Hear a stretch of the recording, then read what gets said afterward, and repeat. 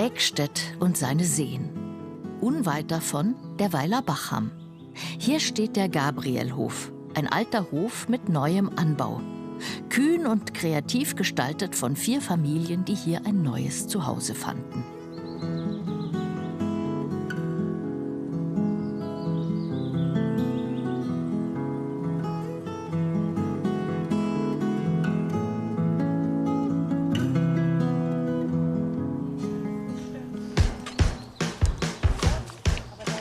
Einmal im Frühjahr und wie jetzt einmal im Herbst machen die 4 Familien den riesigen Garten gemeinsam flott. Hund Karli ist ebenfalls in seinem Element. Action auch bei der mobilen Sauna. Die ist wichtiger Bestandteil des Hofes, weiß Hubert Jansson. Das Haus war fertig, dann war es uns langweilig und alle wollten in die Sauna gehen. Und dann haben wir gesagt, bauen wir da eine Sauna. Das war die Grundidee. Mit vereinten Kräften haben die 4 Familien das 100 Jahre alte Haupthaus saniert und anstelle des unrettbaren Stalls 3 neue Reihenhäuser gebaut. Alle aus Massivholz und alle mit Loggien. Innen ist jedes Haus anders gestaltet. Ökologie war allen wichtig, auch in Sachen Energie. Da der Hof nicht denkmalgeschützt war, kam eine Solaranlage aufs Dach. Heizwärme liefert das Hackschnitzelkraftwerk eines benachbarten Bauern.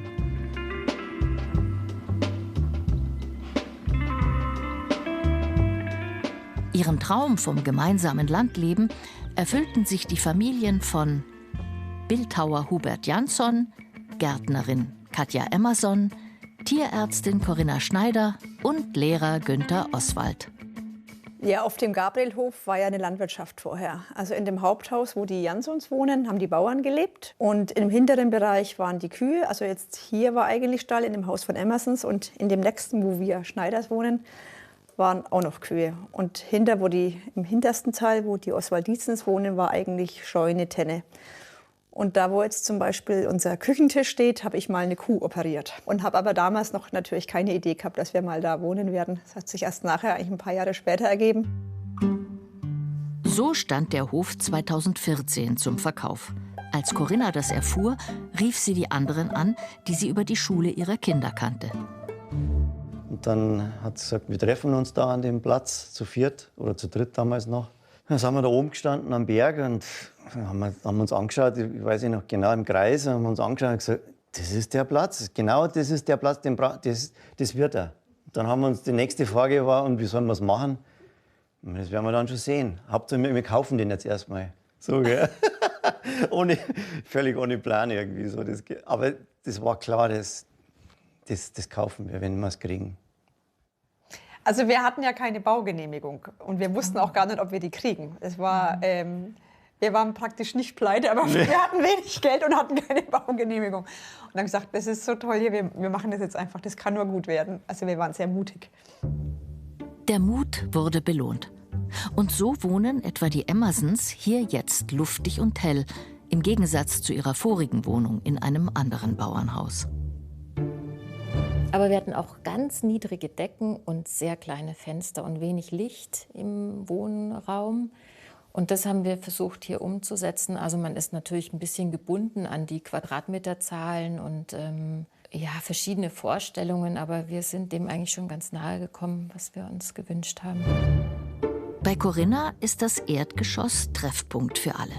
Zu den oberen Etagen hin finden Kinder und Eltern ihre jeweiligen Rückzugsorte.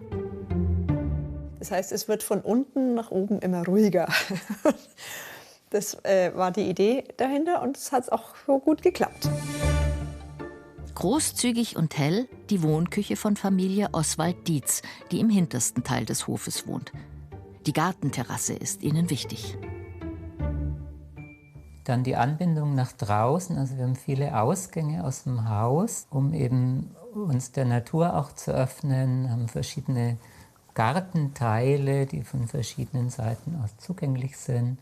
Viel Sonne, Luft und Licht. Licht bringt auch das Glasbodenelement im historischen Haupthaus.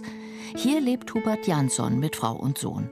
Mit wenig Geld und viel handwerklichem Geschick sanierte er den Altbau. Was man im Haus fand, wie Fliesen oder Schränke, wurde möglichst restauriert und wiederverwendet. An einer der vielen Lehmwände hat das Porträt von Huberts Urgroßeltern seinen Platz gefunden. Der Hausherr schnitzte in jede Tür ein Motiv. Blickfang im Bad eine seiner Skulpturen. 2 Holzböcke, eine Platte drauf, fertig ist der Waschtisch. Improvisation ist alles. Ein zweiter, das Schlafzimmer von Sohn Kilian. Doch in seiner Abwesenheit macht es sich hier die Miezi kuschelig. Im Dachboden dann der größte Raum. Einst Getreidespeicher, jetzt Huberts Atelier. Hier hat der Holzbildhauer viel Licht und Ruhe. Ja, wir haben uns ja bewusst für ein altes Haus entschieden, weil alte Häuser einfach eine Seele schon haben. Wenn du ein neues Haus baust, dann musst du erst mal eine Seele reinbringen. Und das kannst du nicht kaufen bei einem neuen Haus. 4 Jahre hat Hubert mit seiner Frau Brigitte den Altbau saniert. Bei der ersten Besichtigung wurden sie von Flöhen fast aufgefressen. Der Hof versprühte, naja, wie soll man sagen, morbiden Charme. Ich glaube, das hat jeder. Das war Liebe auf den ersten Blick. Wir haben sofort gewusst, das ist unseres, gell? Ja, ist auch jeder so seine eigene Empfindung wahrscheinlich. Ich weiß nicht, was bei dir war so. Ja, ich habe das Potenzial sofort gesehen. Du hast das Potenzial gesehen. Sofort gesehen, ja.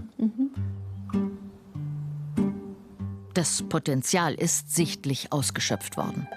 Seit 2017 wohnen die 4 Familien nun gemeinsam auf dem Hof. Offenbar harmonisch.